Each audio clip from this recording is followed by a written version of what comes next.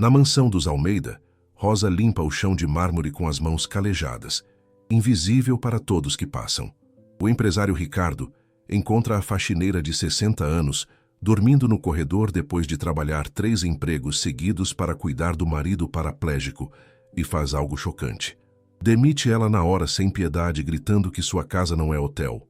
Rosa cai de joelhos no chão molhado, implorando com lágrimas desesperadas por aquele emprego que mal paga os remédios do esposo doente, enquanto Ricardo vira as costas e desce as escadas sem olhar para trás. O que ele não percebe é que sua própria filha observa tudo do topo da escada. O que Isabela faz deixa todos em choque. Mas antes de começar a história, se você, assim como nós, acredita que ninguém deveria ser humilhado por estar exausto, se você valoriza quem cuida dos outros com amor incondicional, se inscreva no canal para não perder nenhuma história emocionante. Obrigado. Agora vamos voltar para o vídeo. Rosa acordava todos os dias às 4 da manhã. O despertador nem precisava tocar mais, o corpo dela já sabia a hora exata. Era como se a exaustão tivesse virado um relógio interno que não descansava nunca, que não permitia folga, que não conhecia o significado da palavra pausa. Ela se levantava devagar, cada movimento custando um esforço que parecia pesar toneladas, tentando não fazer barulho para não acordar Miguel. Os lençóis velhos rangiam baixinho quando ela se movia e Rosa segurava a respiração, esperando, ouvindo. No canto do quarto minúsculo, onde mal cabiam a cama e uma cômoda velha, a cadeira de rodas enferrujada estava encostada na parede, esperando por mais um dia igual aos outros. Miguel dormia, ou pelo menos fingia dormir. Rosa sabia que ele fingia. Conhecia cada respiração dele depois de 35 anos de casamento, mas não dizia nada. Deixava que ele tivesse aquele pequeno momento de paz fingida. Rosa suspirava fundo, passava a mão no rosto cansado, sentia as rugas que pareciam ter se multiplicado nos últimos anos e ia para o banheiro minúsculo se arrumar. A água fria do chuveiro a despertava com um choque que doía nos ossos. Não tinha tempo para esquentar água, não tinha tempo para café da manhã, não tinha tempo para respirar direito. Cada segundo contava, cada minuto desperdiçado era dinheiro que não entrava. Pegava a bolsa surrada, aquela que já tinha remendos em cima de remendos, colocava o uniforme de faxineira dentro, verificava se tinha os documentos, se tinha o dinheiro contado para o ônibus e saía pela porta antes do sol nascer. O corredor do prédio velho cheirava a mofo e fritura velha. As escadas rangiam sob seus pés cansados. Lá fora, a rua ainda estava escura, com apenas alguns postes acesos lançando círculos amarelados de luz sobre o asfalto rachado. A primeira parada do dia era sempre a mansão dos Almeida. Uma casa enorme e imponente, com jardins perfeitamente cuidados por jardineiros que vinham 3 vezes por semana, portões de ferro trabalhado que deviam custar mais do que Rosa ganhava em um ano inteiro, e uma entrada principal que parecia coisa de filme americano. Mas Rosa nunca entrava pela frente. Nunca. Ela entrava pela porta dos fundos, como sempre, como todas as pessoas invisíveis entravam. A porta de serviço rangia quando ela abria, e o cheiro de produtos de limpeza misturado com café fresco a recebia. Não era para ela aquele café. Nunca era. Ela começava a trabalhar de imediato, sem pausas. O chão de mármore italiano da cozinha precisava estar impecável. Suas mãos calejadas, com as unhas quebradas e a pele ressecada de tanto produto químico, seguravam o pano com força mecânica, esfregando cada canto, cada mancha invisível, cada sujeira microscópica que a família rica nem sabia que existia. Rosa limpava em silêncio, invisível para todos que passavam por ali. Ela era um fantasma, uma sombra, alguém que existia apenas para manter o brilho daquele mundo que nunca seria dela. Às vezes, bem cedo, o empresário Ricardo Almeida descia as escadas ainda de roupão, falando alto no telefone com alguém importante, gesticulando, rindo daquele jeito que pessoas poderosas riem quando estão falando de negócios. Ele pisava no chão que Rosa acabara de limpar, deixando marcas de chinelo que ela teria que limpar de novo, sem nem olhar para baixo, sem nem perceber que havia uma pessoa ali, de joelhos, trabalhando. Rosa abaixava a cabeça sempre que ele passava. Não por respeito, mas por necessidade. Não podia olhar nos olhos dele. Não podia demonstrar cansaço. Não podia reclamar de nada. Precisava daquele emprego. Precisava daquele dinheiro. Precisava pagar os remédios de Miguel, que custavam quase metade do que ela ganhava. Naquela manhã específica de terça-feira, Rosa estava mais cansada que o normal. Na verdade, estava no limite. O corpo dela gritava por descanso, as pernas tremiam, a visão ficava embaçada de vez em quando. Tinha ficado acordada até às 3 da madrugada cuidando de Miguel, que passara muito mal durante a noite inteira. A dor nas costas dele, aquela dor constante que os médicos diziam que era normal em casos de paraplegia, tinha piorado de repente. Ele gemia baixinho, tentando não incomodar como sempre tentava, mas Rosa ouvia tudo. Cada suspiro de dor dele era como uma facada no coração dela. Ela ficou ao lado dele a noite toda, fazendo massagem nas costas com as mãos que já doíam de tanto trabalhar, ajeitando os travesseiros velhos e achatados que eles tinham, sussurrando palavras de conforto, mesmo sem saber se adiantava alguma coisa, até ele finalmente adormecer por volta das 3 da manhã. Quando chegou na mansão dos Almeida naquela terça-feira, Rosa mal conseguia manter os olhos abertos. Era como se alguém tivesse pendurado pesos nas suas pálpebras. Mas ela continuou. Limpou a cozinha inteira com aquele capricho automático de quem faz a mesma coisa há anos. Passou pano em toda a sala de estar enorme, com aqueles sofás de couro que custavam mais do que ela ganhava em 5 anos. Subiu as escadas de mármore, segurando firme no corrimão, porque as pernas não estavam confiáveis. Arrumou os quartos um por um, trocando lençóis de seda que eram macios demais para as mãos ásperas dela tocar. Foi quando estava no corredor do 2º andar, carregando o balde pesado de água, com produtos de limpeza, que aconteceu. Ela sentou por apenas 1 segundo na beirada de uma cadeira estofada que ficava ali decorando o corredor. Só 1 segundo para descansar as pernas que estavam tremendo. Só 1 segundo para respirar. Os olhos dela pesaram. Não era para ter acontecido. Ela não queria. Mas o corpo tinha limite, e Rosa tinha ultrapassado esse limite fazia tempo.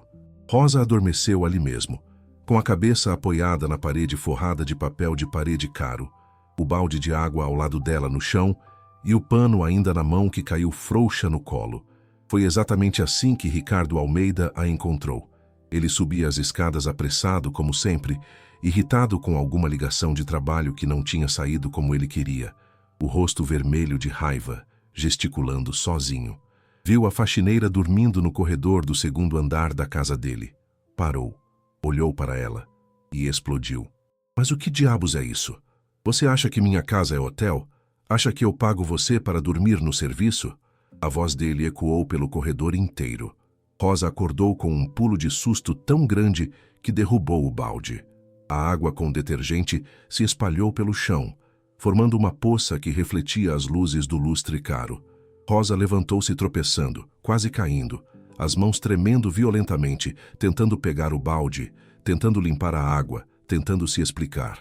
Senhor, me desculpe, por favor, eu não queria, foi só 1 segundo, eu juro que foi só 1 segundo. As palavras saíam atropeladas, desesperadas. As lágrimas já começavam a se formar nos olhos cansados dela. Ricardo não queria ouvir. Não tinha paciência para desculpas, não tinha tempo para entender.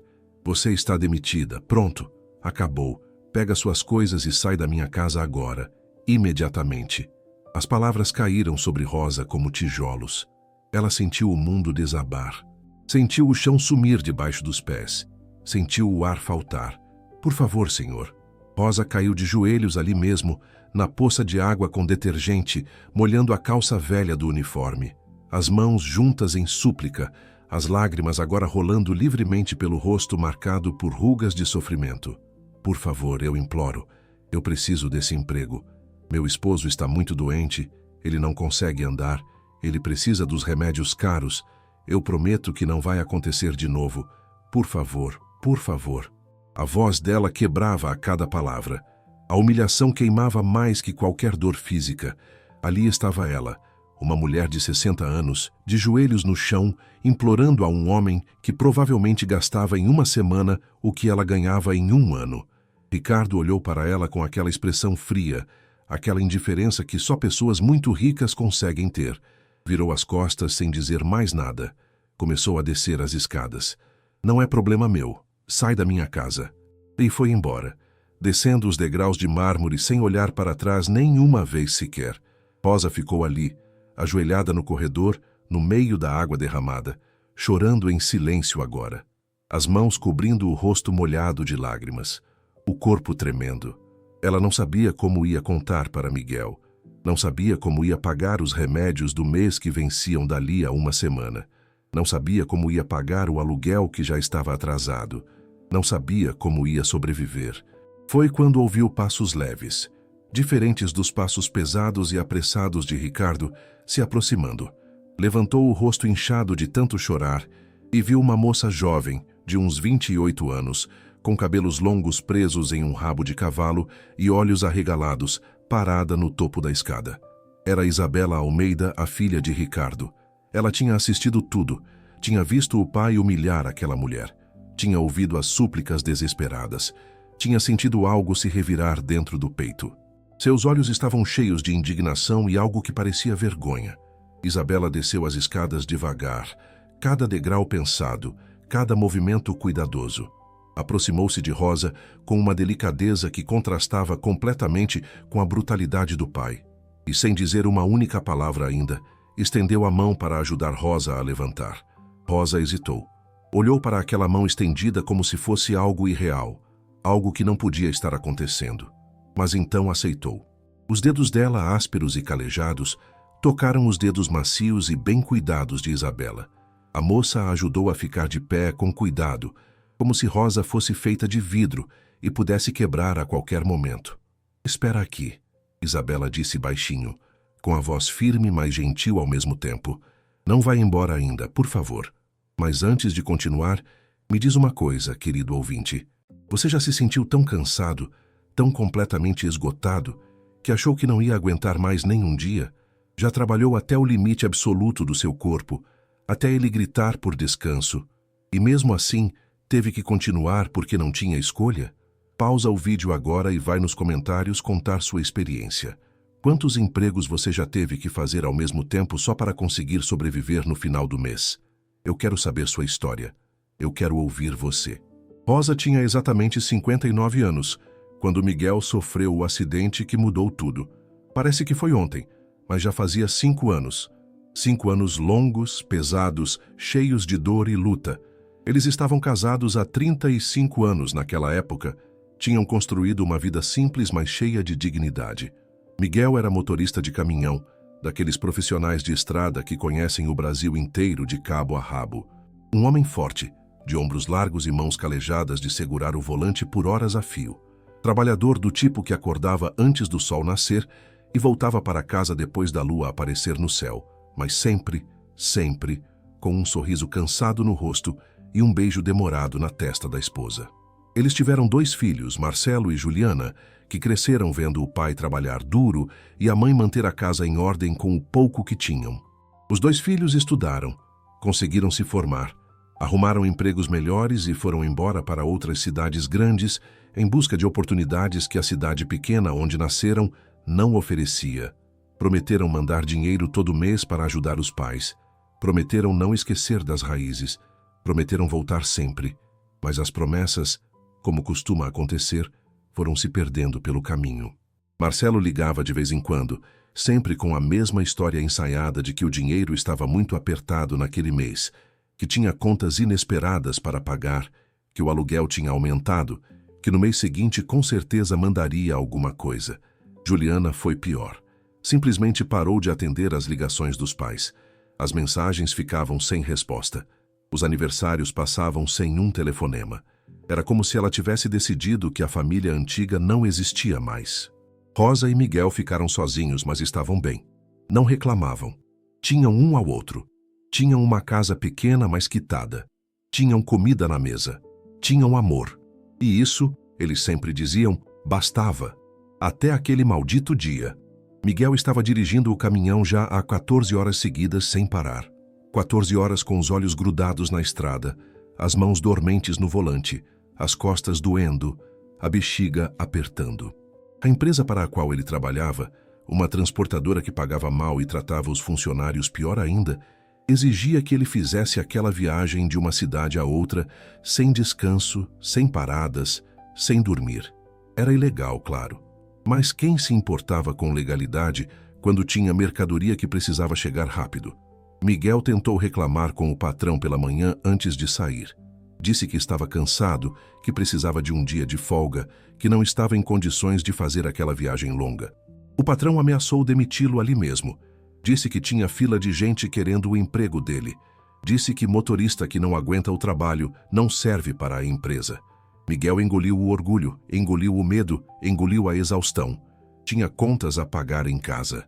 Tinha uma esposa que dependia do salário dele. Não podia perder o emprego. Então continuou dirigindo, mesmo com os olhos pesando como chumbo, mesmo com o corpo inteiro pedindo descanso, mesmo sabendo que estava perigoso. Foi na estrada, numa madrugada de neblina fechada, que aconteceu. Miguel estava lutando para manter os olhos abertos. A estrada parecia se mover debaixo das rodas. As pálpebras caíam e ele sacudia a cabeça, tentando despertar. Mas o corpo tem limite. O corpo cobra. Miguel adormeceu por apenas 3 segundos ao volante. 3 segundos que mudaram tudo. Quando acordou com o solavanco, o caminhão já estava saindo da pista. Ele tentou corrigir, virou o volante com força, mas era tarde. O caminhão capotou na lateral da estrada, rolando 2 vezes antes de parar de cabeça para baixo. O barulho do metal se retorcendo ecoou pela madrugada vazia. Vidros se estilhaçando, a carga se espatifando e o silêncio que veio depois. Miguel sobreviveu. Os médicos disseram que foi milagre, mas as pernas dele não sobreviveram. A coluna foi atingida na altura lombar. Os nervos foram esmagados, danificados irreversivelmente. Os movimentos das pernas foram perdidos para sempre. Quando Miguel acordou no hospital 3 dias depois, confuso, com a cabeça latejando de dor e o corpo todo enfaixado, a primeira coisa que viu foi Rosa.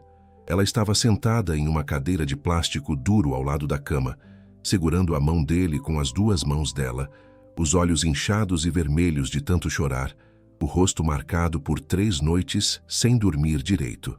"Você tá vivo", ela sussurrou com a voz rouca. "Graças a Deus você tá vivo." Miguel tentou se mexer, tentou sentar. Sentiu algo estranho, ou melhor, não sentiu nada. Olhou para baixo, para as pernas cobertas pelo lençol branco do hospital.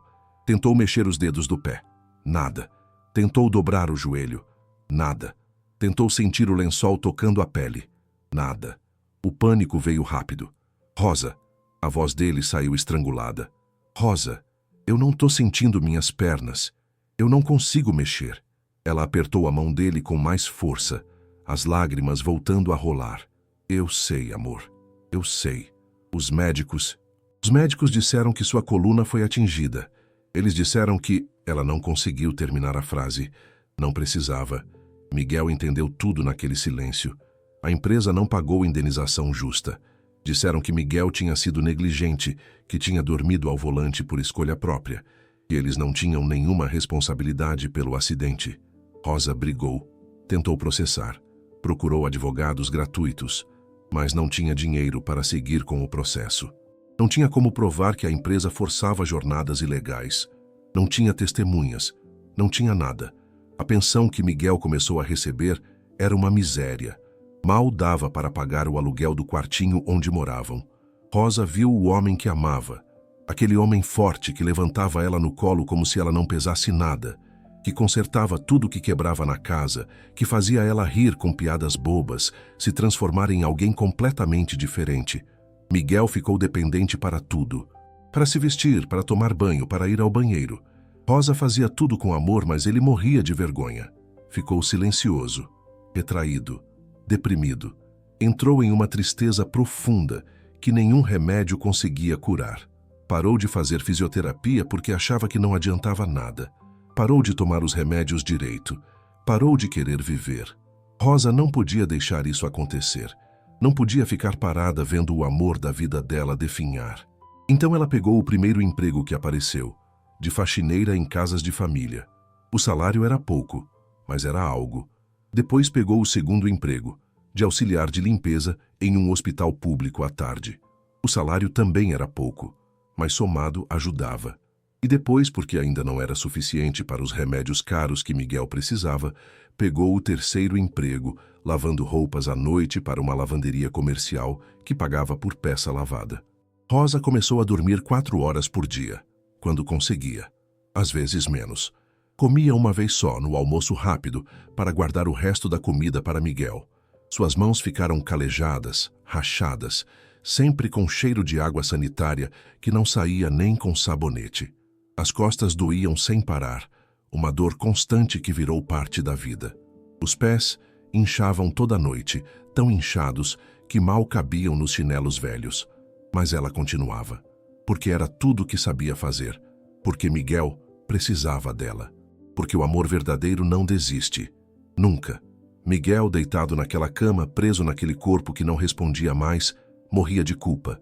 Ele via Rosa saindo de madrugada, voltando de madrugada, o rosto cada dia mais cansado, as rugas se aprofundando, os olhos perdendo o brilho. Ele ouvia ela chorando escondida no banheiro quando achava que ele não estava ouvindo. E não conseguia fazer nada, absolutamente nada. Só ficava ali, naquela cadeira velha e enferrujada que conseguiram emprestada do posto de saúde, olhando para as próprias pernas inúteis, se sentindo um fardo. Ele tentou pedir para ela parar, para ela não se matar de trabalhar daquele jeito, mas Rosa não ouvia.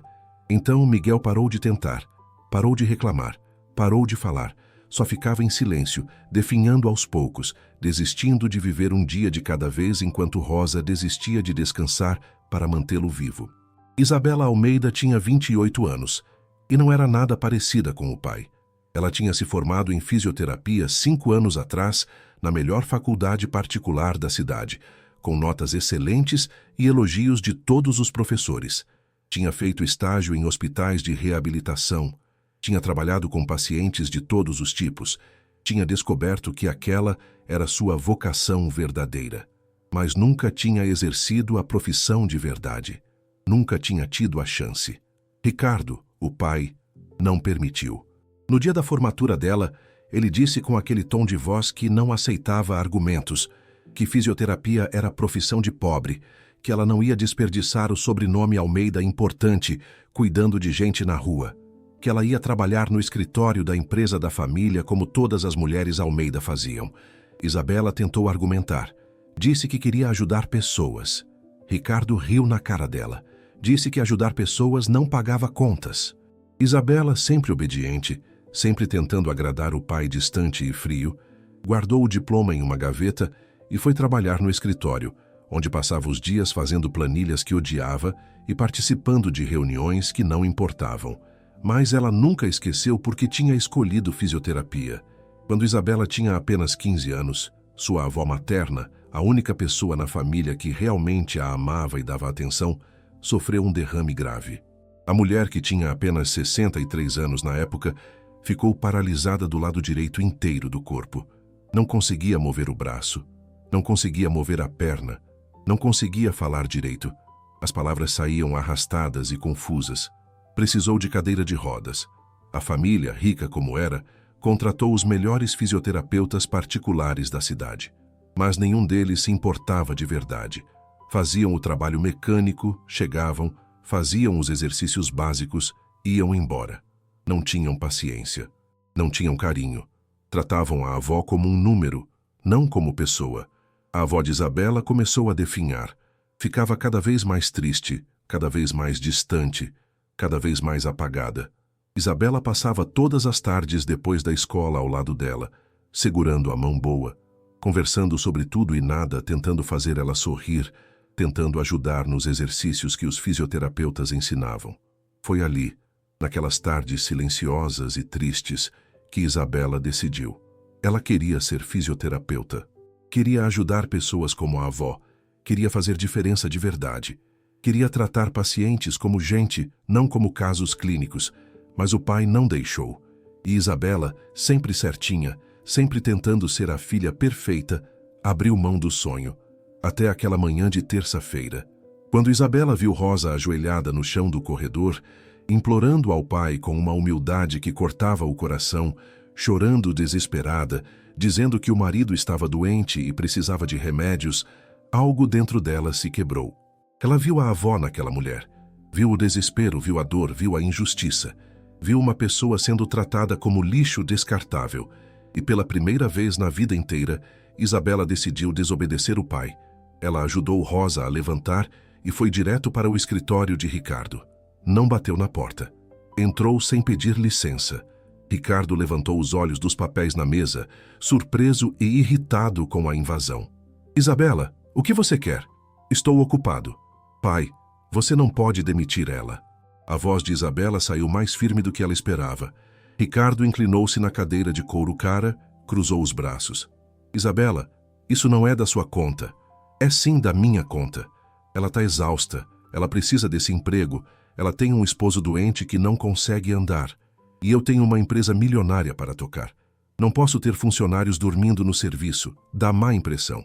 Então, eu vou pagar o salário dela do meu próprio bolso, do dinheiro que você me dá. Ela fica. Ricardo estreitou os olhos perigosamente. Você tá louca, menina? Isabela respirou fundo, sentindo o coração bater rápido, mas mantendo o olhar firme. Não, pai. Pela primeira vez na vida, eu tô fazendo o que é certo. Rosa não conseguiu acreditar quando Isabela voltou meia hora depois e disse que ela estava recontratada. Mais do que isso, disse que queria fazer algo mais. Queria ir na casa dela, conhecer o marido, ver se podia ajudar de alguma forma com o conhecimento de fisioterapia que tinha. Rosa olhou para aquela moça bem vestida, com roupas caras e mãos macias, e desconfiou. Por que alguém assim ia querer ajudar gente como ela? Gente pobre, gente ferrada, gente que ninguém olhava? Devia ser piedade, devia ser culpa, devia ser qualquer coisa menos bondade de verdade. Não precisa, moça. A gente se vira. Por favor, Isabela insistiu com aquele jeito gentil, mas determinado. Deixa eu pelo menos avaliar ele, ver se tem algo que eu possa fazer, sem compromisso. Rosa hesitou. Olhou para as próprias mãos calejadas. Pensou em Miguel em casa, naquela cama, naquele silêncio. Pensou nos remédios caros. Pensou que talvez, só talvez, aquela moça pudesse realmente ajudar. Tá bom, ela cedeu finalmente. Mas nossa casa é muito simples. Não é lugar para moça como a senhora. Não tem problema nenhum. Isabela sorriu. Pode anotar seu endereço. 2 dias depois, na quinta-feira à tarde, Isabela bateu na porta do quartinho onde Rosa e Miguel moravam. Era um lugar minúsculo em um prédio velho, de apenas 2 andares, em um bairro pobre. A tinta das paredes externas estava descascada. As escadas de concreto tinham rachaduras. O corredor cheirava a umidade crônica. Isabela subiu devagar, segurando firme na bolsa onde tinha trazido alguns equipamentos básicos de avaliação. Quando Rosa abriu a porta, Isabela viu o espaço e sentiu o coração apertar. O quartinho tinha no máximo 15 metros quadrados. Tinha uma cama de casal com colchão velho que afundava no meio, uma cômoda de madeira com gavetas que não fechavam direito, a cadeira de rodas velha e enferrujada encostada na parede e uma mesinha de plástico cheia de caixas de remédios, alguns abertos, alguns vencidos. O cheiro era de umidade misturado com remédio. Isabela entrou devagar, tomando cuidado com cada palavra, cada gesto. Não queria que eles se sentissem julgados. Viu Miguel sentado na cadeira de rodas, olhando pela janelinha que dava para o muro do prédio ao lado. Ele nem virou a cabeça quando ela entrou. Rosa fez as apresentações com a voz nervosa. Miguel, essa é a Isabela. Ela trabalha comigo na casa onde eu faço faxina. Ela é fisioterapeuta e veio ver se consegue ajudar a gente. Miguel finalmente olhou. Seus olhos eram fundos, apagados, do tipo de olhos de quem desistiu. Ele deu um aceno mínimo com a cabeça, sem dizer nada. Isabela puxou a única cadeira que tinha no quarto, uma cadeira de plástico quebrada, e sentou ao lado dele na altura dos olhos. Senhor Miguel, meu nome é Isabela e eu me formei em fisioterapia. Eu gostaria muito de fazer uma avaliação no senhor, se permitir. Só para ver como estão suas condições, sem compromisso nenhum. Miguel continuou olhando para ela com aquela expressão vazia. Não adianta, moça. Eu já fiz fisioterapia logo depois do acidente. Fiz durante 6 meses no posto de saúde. Não funcionou nada. Perda de tempo. Posso tentar de novo? Só uma avaliação. Prometo que não vai doer. E se o senhor não quiser continuar depois, sem problema. Miguel suspirou fundo. Ia recusar. ia mandar ela embora. Mas então Rosa tocou seu ombro com aquele toque delicado que ele conhecia há 35 anos, e os olhos dela estavam suplicantes.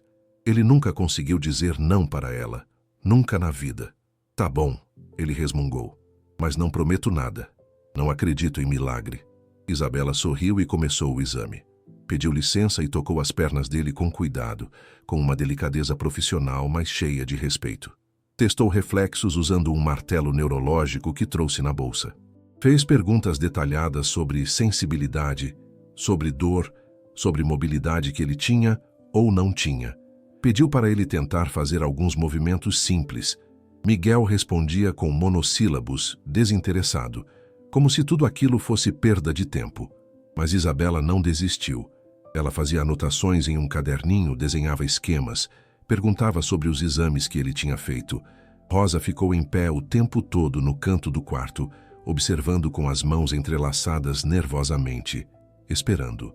Depois de quase uma hora inteira de avaliação cuidadosa, Isabela se afastou e olhou para os dois com uma expressão séria, mas com um brilho nos olhos. Senhor Miguel, eu acho que tem esperança. Cá entre nós, querido ouvinte, você acredita mesmo que um gesto de bondade pode mudar a vida de alguém completamente? Já ajudou alguém completamente desconhecido, sem esperar absolutamente nada em troca?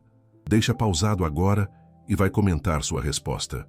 Porque eu quero saber se você acredita no poder verdadeiro da generosidade. Isabela explicou com calma, usando palavras simples que eles pudessem entender. Disse que Miguel tinha o que os médicos chamavam de paraplegia incompleta. Isso significava que, apesar da lesão na coluna ser grave e ter causado a perda de movimento das pernas, ainda havia alguma função nervosa preservada. Não era o caso perdido que os médicos do posto de saúde tinham dado a entender. Com fisioterapia intensiva e especializada, muito mais avançada do que aquela básica que ele tinha feito antes, com uma cadeira de rodas adequada e moderna, não aquela sucata enferrujada, e possivelmente com uma cirurgia corretiva que nunca tinha sido feita por falta absoluta de recursos financeiros, ele poderia sim recuperar movimentos parciais. Isabela deixou muito claro, não seria uma cura total. Ele provavelmente nunca ia andar sozinho sem apoio, mas seria uma transformação enorme na qualidade de vida dele. Miguel ouviu tudo em silêncio, com o rosto impassível, mas Rosa viu. Ela conhecia cada expressão dele. Viu um brilho minúsculo aparecer naqueles olhos apagados. Viu as mãos dele apertarem os braços da cadeira com força. Viu ele engolir em seco. Rosa começou a chorar ali mesmo, tampando a boca com as mãos para abafar os soluços, apertando os olhos com força. Isabela continuou falando. Eu quero bancar o tratamento completo. Vou usar minhas economias pessoais. Tenho dinheiro guardado que nunca usei para nada importante. Isso seria importante. Muito importante. Eu só preciso de uma coisa em troca. Rosa olhou para ela com os olhos arregalados e vermelhos. O que, moça? A gente não tem nada para dar. Quero que vocês me deixem documentar o caso dele. Fazer relatórios, tirar fotos do progresso, registrar tudo, porque eu quero usar isso como meu projeto de mestrado. Quero fazer um mestrado em reabilitação. E o caso do Sr. Miguel seria perfeito. Rosa olhou para Isabela como se ela fosse um ser de outro planeta. Só isso? A senhora vai gastar dinheiro com a gente e só quer isso? Só isso. Prometo. Rosa ficou desconfiada ainda. Tanta generosidade não podia ser real.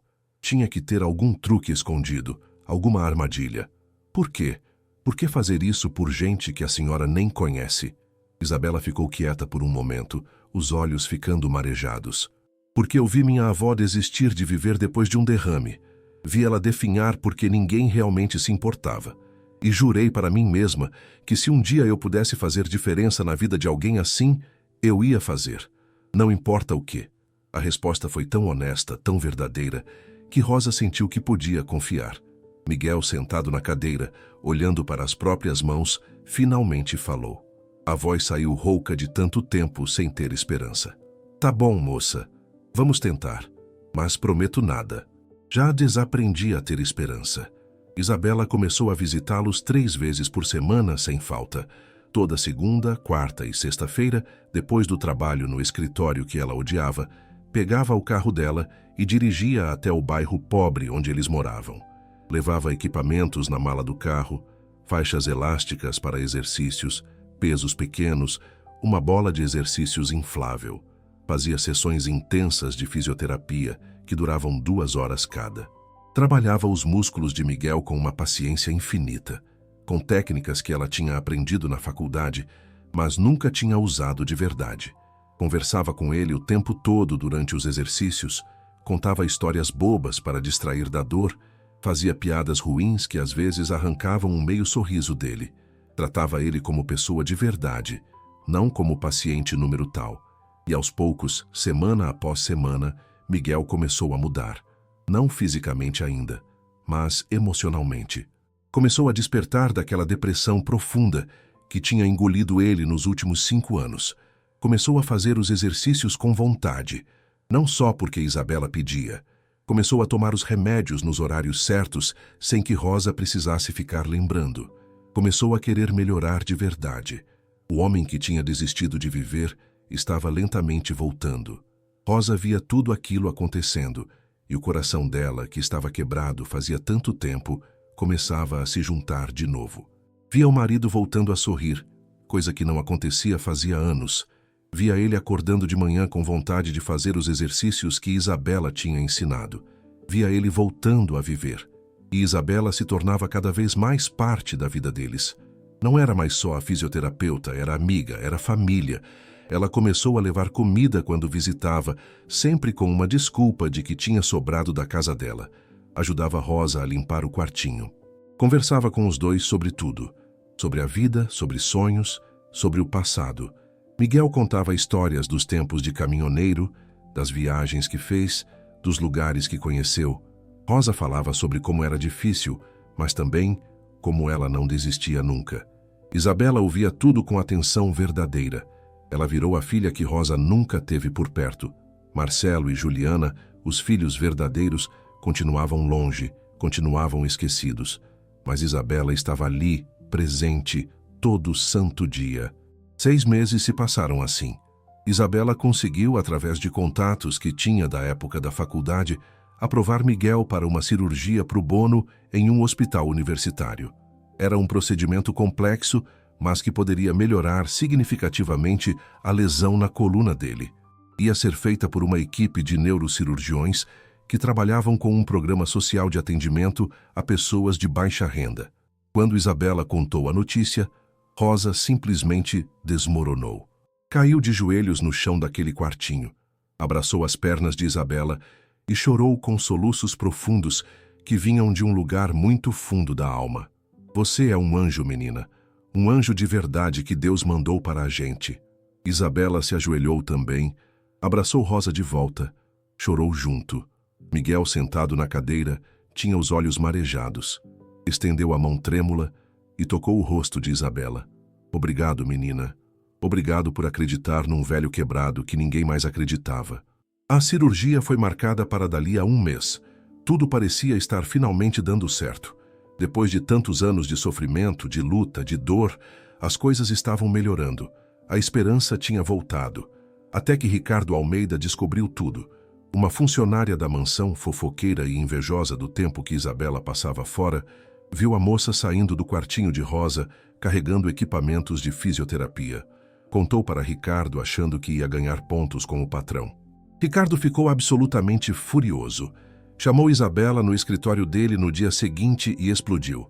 Você está usando o meu dinheiro para bancar caridade com a ex-faxineira? Isso é um absurdo. Isabela manteve a voz calma, mas firme. Não é seu dinheiro, pai, é o meu dinheiro. Das minhas economias que eu juntei do salário que você me paga. Você está desperdiçando sua vida, seu tempo, seu futuro com essa obsessão ridícula. Isso acaba agora. Não, não acaba. Ricardo bateu a mão na mesa com força. Ou você para com isso imediatamente, ou eu te deserdo. Você não vai receber mais 1 centavo de mim. Vai ficar sem nada. Isabela sentiu o mundo tremer debaixo dos pés. Ser deserdada significava perder tudo. A herança, o conforto, a segurança. Mas ela olhou nos olhos frios do pai e sentiu algo mais forte do que medo. Sentiu convicção.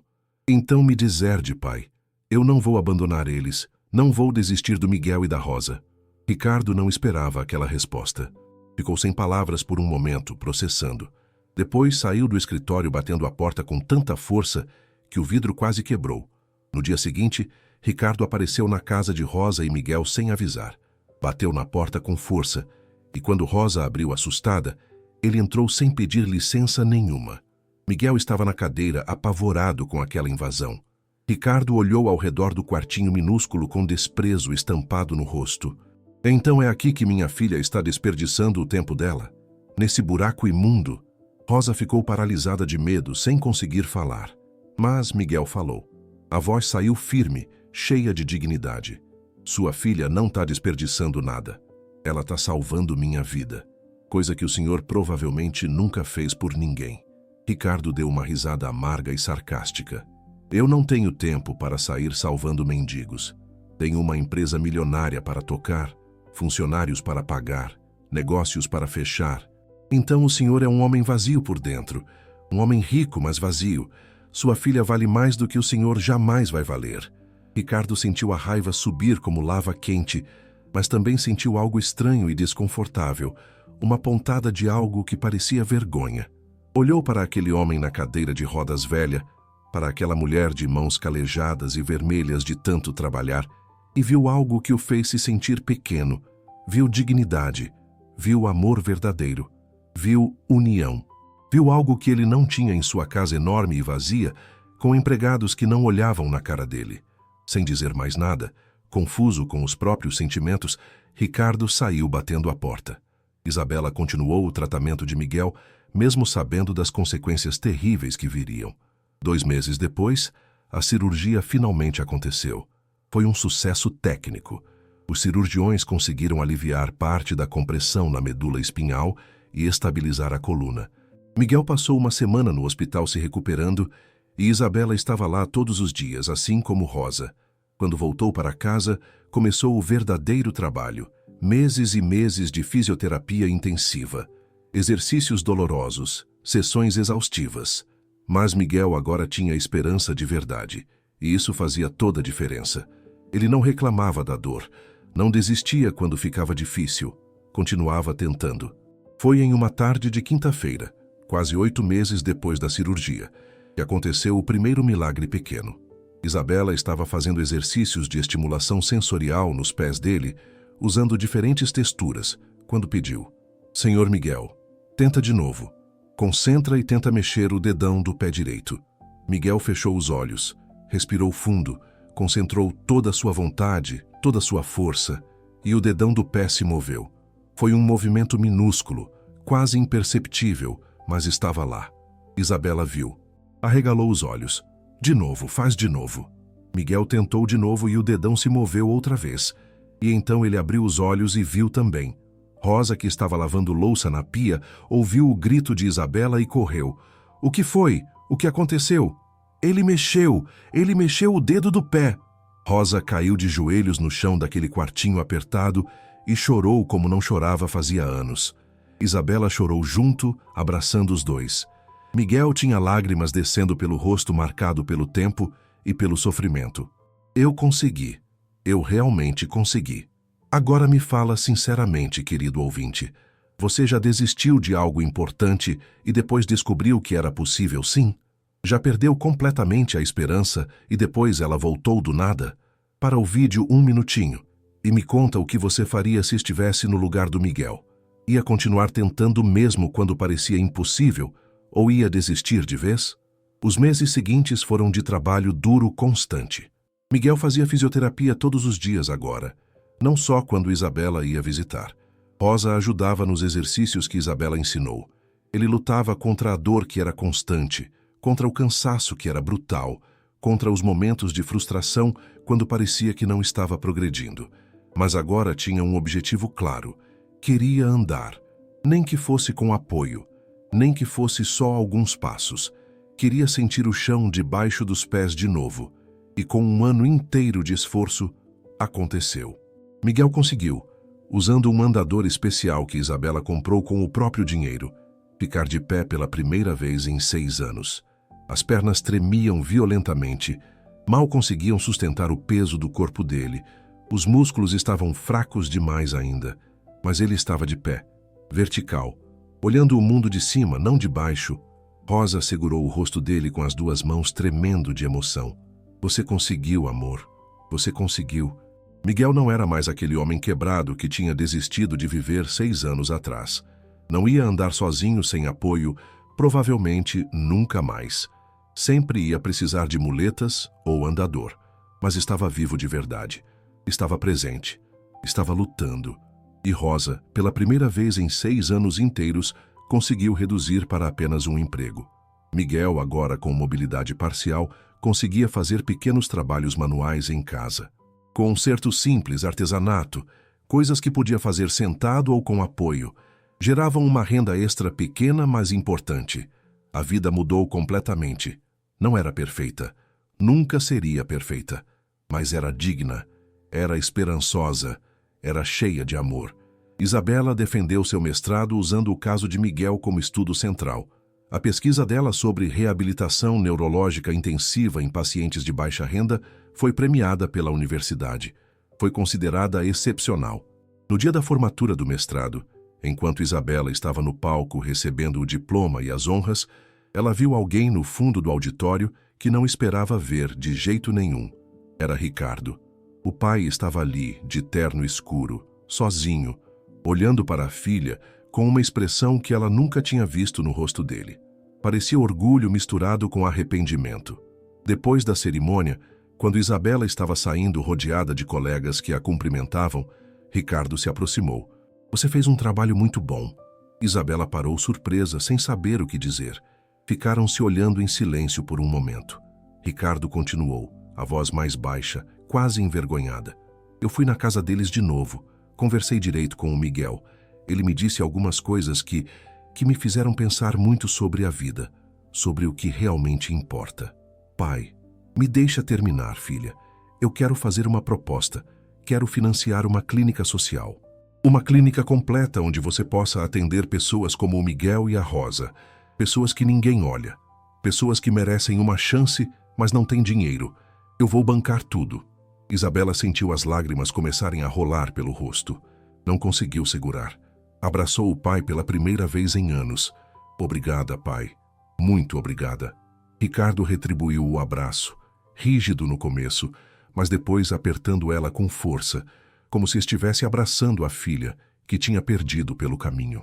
A clínica foi inaugurada 6 meses depois, em um prédio pequeno, mas bem equipado.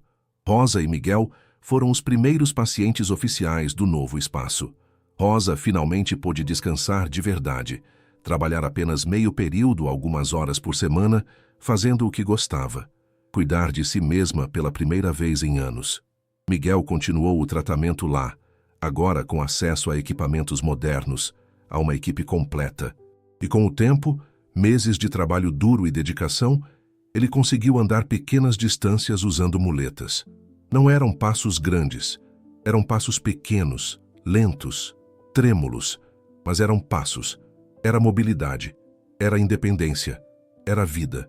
Isabela visitava Rosa e Miguel todos os domingos sem falta, não mais como fisioterapeuta profissional, mas como família de verdade. Eles faziam almoço juntos na casa nova, que tinham conseguido comprar com a ajuda da clínica.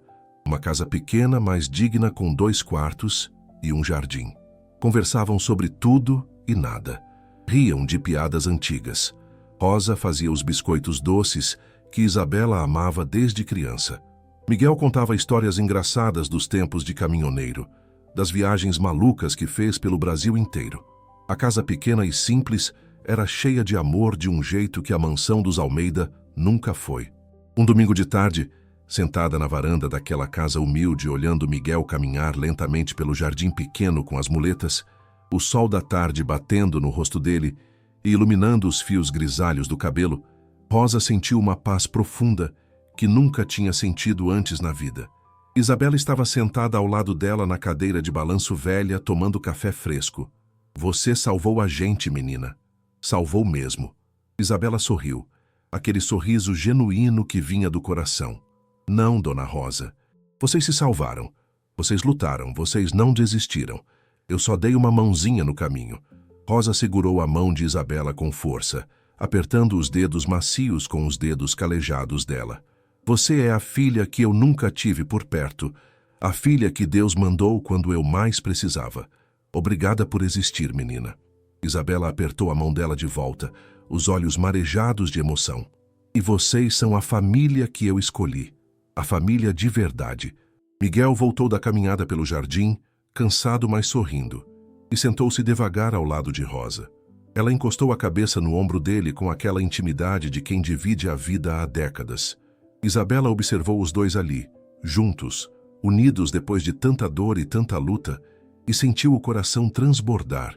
Ali estava a prova viva de que o amor verdadeiro transforma tudo, de que a bondade genuína cura feridas que remédio nenhum alcança, de que nunca, nunca mesmo é tarde demais para recomeçar. E deixa eu te perguntar uma última coisa, querido ouvinte. Depois de ouvir essa história inteira, você acredita mesmo que vale a pena lutar pelos outros? Que vale a pena estender a mão para quem está precisando, mesmo quando parece completamente impossível ajudar? Pausa aqui agora e vai lá nos comentários dizer o que você sentiu de verdade. Essa história mexeu com você? Te fez pensar diferente sobre alguma coisa? Ricardo Almeida continuou financiando a clínica social, mas algo profundo nele tinha mudado para sempre. Ele começou a visitar o lugar regularmente, não só para verificar investimentos, mas para realmente conhecer os pacientes. Ouvia as histórias deles, entendia as lutas deles, via a transformação acontecendo diante dos olhos. E começou finalmente a entender uma verdade que tinha ignorado a vida inteira.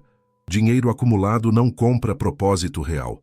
Sucesso financeiro sem significado humano é absolutamente vazio. Isabela viu o pai se transformar aos poucos, se tornando mais humano, mais presente, mais consciente do mundo ao redor. Era como se ele estivesse acordando de um sono longo. Um dia, ele sentou ao lado de Miguel na pequena sala de espera da clínica e disse com uma humildade rara: "Você me chamou de homem vazio naquele dia, lembra?" Miguel olhou para ele surpreso. "Você estava completamente certo. Eu era vazio. Tinha tudo e não tinha nada ao mesmo tempo." Ricardo continuou: "Mas eu tô tentando mudar de verdade. Sua filha, a Isabela, ela me ensinou que a verdadeira riqueza não tá na conta do banco. Tá aqui."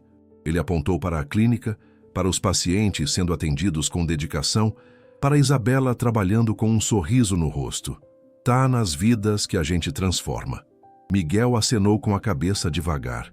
"Nunca é tarde demais para aprender, Sr. Almeida. Nunca é tarde para ser uma pessoa melhor." Ricardo sorriu e era um sorriso genuíno, não aquele sorriso falso de negócios. "Me chama de Ricardo. Só Ricardo." A faxineira que se matava de trabalhar em 3 empregos finalmente encontrou descanso merecido. O homem paraplégico que tinha desistido completamente de viver encontrou propósito e razão para lutar todo dia. A filha do milionário que estava presa nos planos do pai encontrou seu verdadeiro legado. E o empresário frio e distante aprendeu que o sucesso real na vida se mede em vidas transformadas pelo amor, não em dinheiro acumulado em cofres. Eles não eram perfeitos. Ninguém nunca é. A vida ainda tinha desafios diários. Miguel nunca ia andar sem apoio. Rosa ainda tinha dias difíceis de dor nas costas. Isabela ainda brigava com o pai de vez em quando sobre decisões da clínica. Mas eles tinham algo infinitamente mais importante e valioso que perfeição impossível. Eles tinham amor genuíno. Eles tinham família escolhida. Eles tinham esperança renovada todo dia. E foi exatamente assim que uma mulher de 60 anos, completamente exausta e humilhada, no chão frio de uma mansão, encontrou um anjo verdadeiro disfarçado de jovem fisioterapeuta. Foi assim que um homem de 62 anos que tinha parado de acreditar em qualquer coisa boa, voltou a ter razão concreta para lutar e viver. Foi assim que uma jovem de 28 anos, presa nos planos sufocantes do pai rico, finalmente encontrou seu verdadeiro caminho na vida. E foi assim que todos eles juntos provaram uma verdade eterna. A verdadeira riqueza nunca está no tamanho da conta bancária, mas sim no que fazemos com os recursos que temos para transformar vidas ao redor. Porque no final das contas, quando tudo terminar, O que realmente vai importar não é quanto você acumulou, mas quanto você compartilhou.